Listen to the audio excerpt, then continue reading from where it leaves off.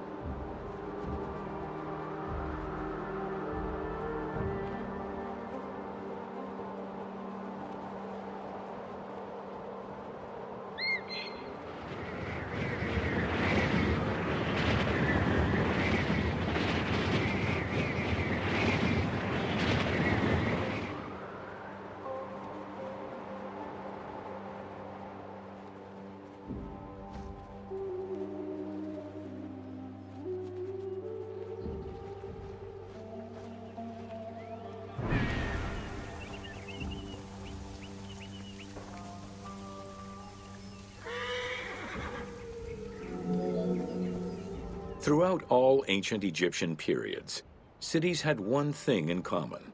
They were situated along the Nile's shores.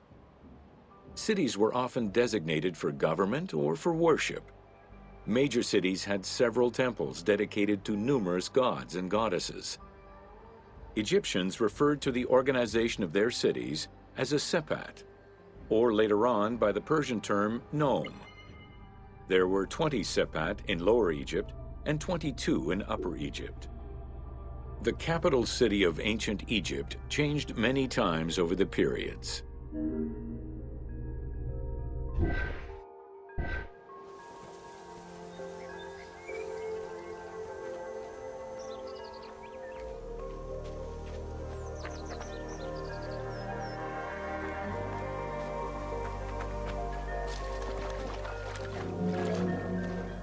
One of the largest was Memphis, located in Lower Egypt.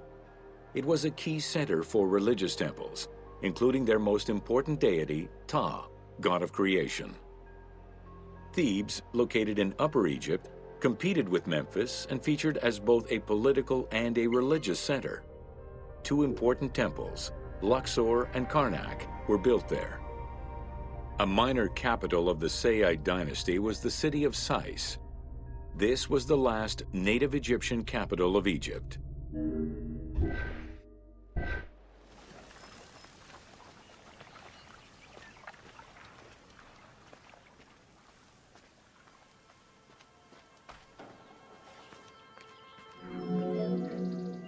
During the Third Dynasty, under Pharaoh Djoser, Memphis became the first religious and administrative capital of Egypt. Even when the political capital of Egypt decentralized itself, pharaohs were crowned in this sacred city in order to legitimize their ascension to the throne, up to and including Alexander the Great. Though little remains today save ruins south of Cairo, we can guess at the structure of the city, which stretched up to 5 kilometers in length and 2 kilometers in width.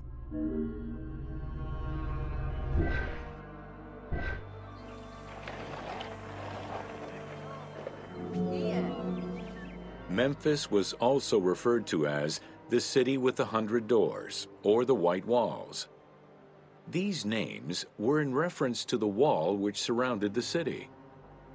Under the protection of Ptah, god of craftsmen, the city was a thriving religious and economic hub.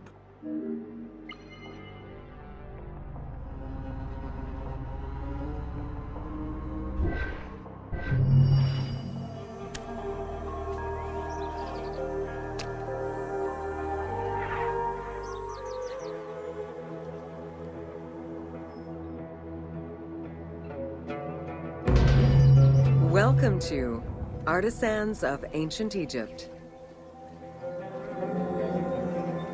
It was under the watchful eye of Ptah of Memphis, the god of craft and architecture, that ancient Egyptians developed the unique rendition of the world they lived in. However, it is vital to understand that their view of art, and those who created it, was likely very dissimilar to the modern concept of the word.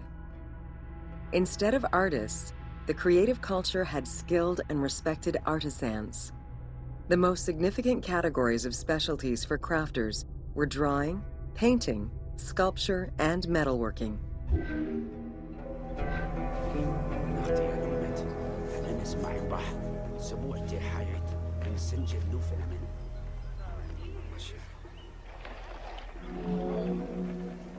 Ancient Egyptian craftspeople created both art and a wide variety of mundane, everyday tools. Every item created had a specific purpose and was produced by anonymous artisans who worked alone or with a team. Most crafts, such as pottery and metalworking, were utilized for everyday items. Luxury goods and artwork illustrations served temple rituals and were not meant for public display. Artisans rarely signed their names to the work, though they were clearly aware that they possessed a unique skill and talent for the task.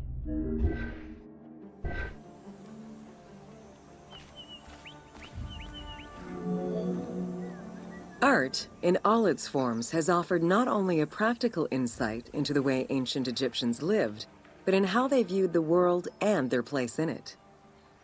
The balance of order and chaos was crucial in both the physical and the metaphysical universes. As a result, their art appears to follow a strict set of stylistic conventions that supported this worldview. From households and palaces to temples and tombs, pottery, papyrus, and textile items were essential to the everyday life of ancient Egyptians.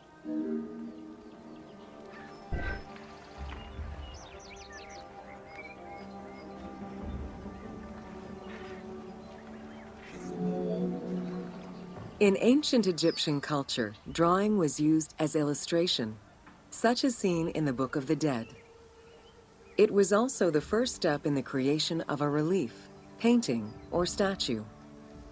Two-dimensional representations were concerned with order and form, and were intended to honor gods and promote the transition of the soul to the afterlife.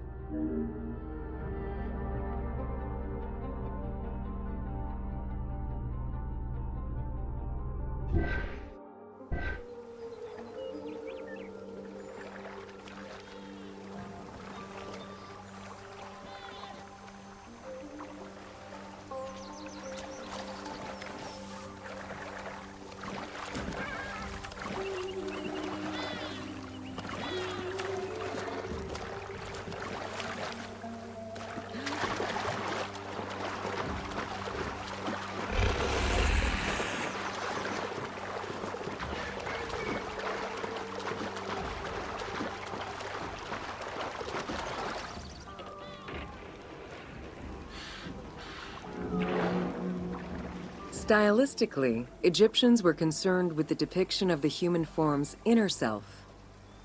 As such, artistic representations were not concerned with realism, but rather with idealized youth and perfectly harmonious visuals.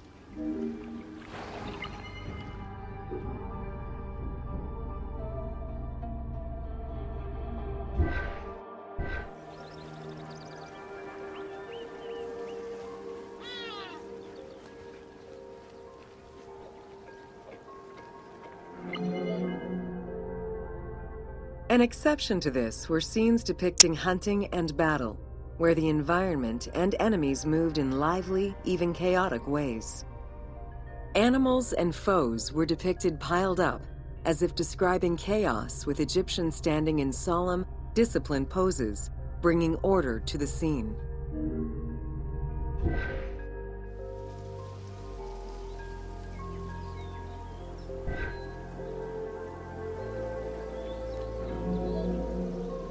Reliefs could be either in high relief or low relief. Either method required a surface suited to the desired technique. Preparation of the surfaces differed depending on the quality of the rock.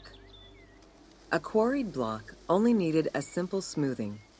Rough-cut rock monuments, such as those found in tombs, required more work. Often the surface was coated in plaster before being sculpted.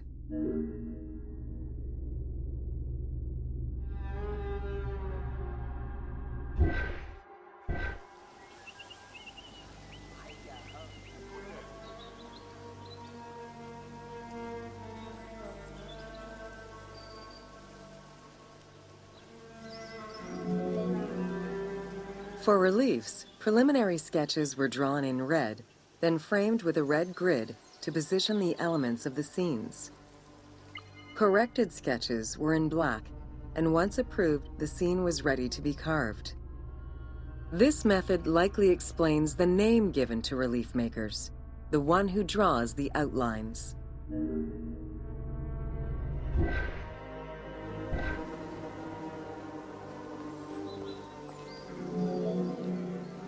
Statues were believed to be vessels for the souls of the deceased, or deities.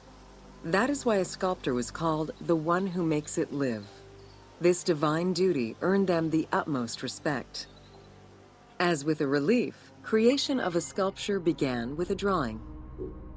Most statues were made of quarried blocks of stone, primarily limestone, though sometimes harder stones such as quartzite were also used.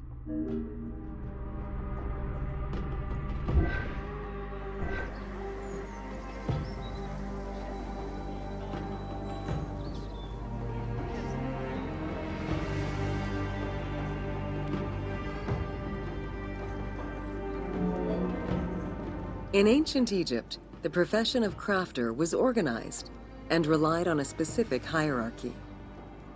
Most artisans depended on an institution to provide them with raw materials. There were 3 working levels for craftsmanship: domestic, large estates, and within palace and temple workshops. Some royal workshops, at their largest, covered an area of about 2.8 square kilometers in size.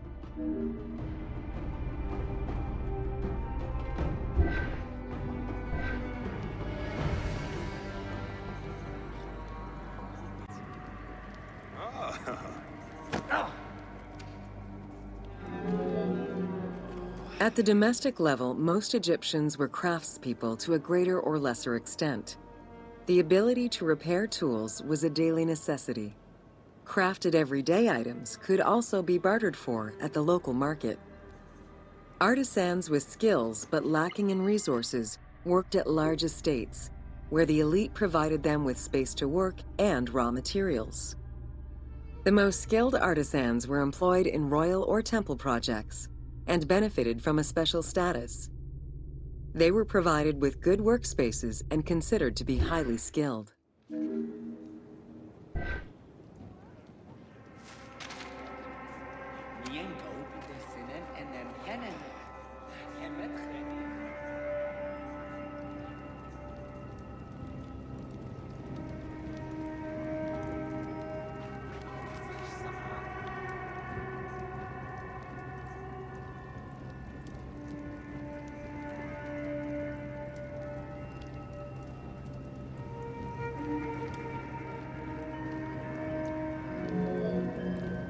An ancient text known as the Satires of Trades has a number of descriptive summaries that offer teasing glimpses into how artisans were perceived.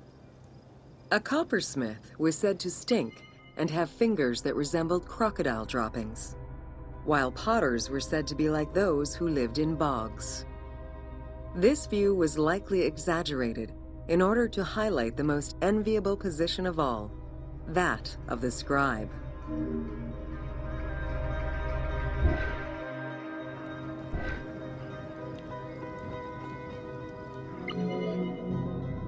Located near the Valley of the Kings, Deir el-Medina was a settlement created by order of the king to honor the most skilled artisans. Its name translates as the monastery of the city. Allocated a house on the initiative of the king, these craftsfolk were regarded with respect and referred to as the royal artisans. Those who lived there worked on the tombs in the Valley of the Kings and its surrounding temples.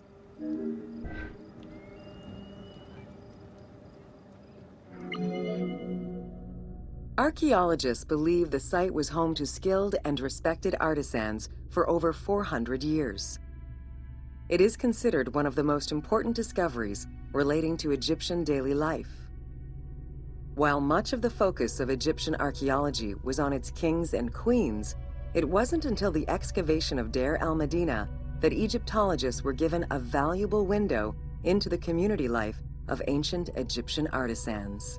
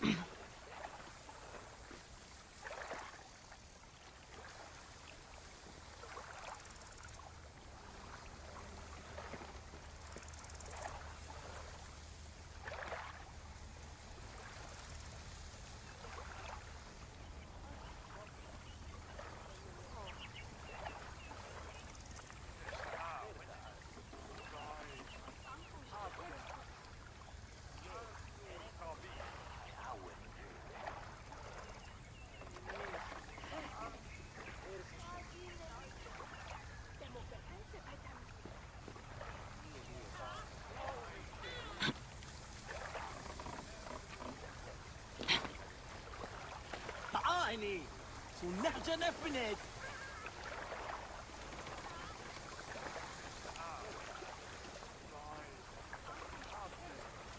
الشرخان صروا يدمي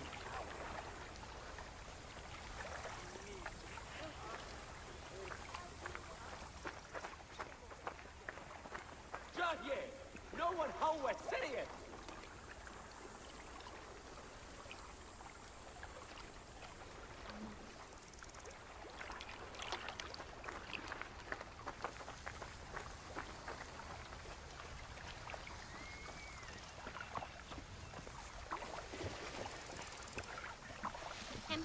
نكر ورد يا نجري